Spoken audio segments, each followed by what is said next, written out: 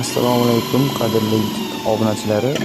Sizlarga hozir MPZ traktorlarda uchraydigan bir muammo haqida gapirib o'tamiz. Bu muammo mana bu ko'rib turganingizdek Salarga quysa ham bo'lar. suv yig'ilib qoladi. Bu suv esa yillar davomida yig'ilib, yomg'ir yog'ganda, yuvganda yig'iladi va tuproq bilan to'lib loy bo'lib qoladi. Bu esa traktorda bu joyni chiritishga olib keladi. Ko'rib turganingizdek, qarang, mana ishib qolgan. Bu qishning kuni muzlagani sababli ishib qolgan. Buni kim qaysi imtiyozda traktor esa mana shu yerga teshib maqsadga muvofiq bo'ladi. Traktorni chirimaydi, traktorga zarar yetmaydi. Mana ko'rib turganingizdek, mana bu yerda hozir loy tiqilib qolgan.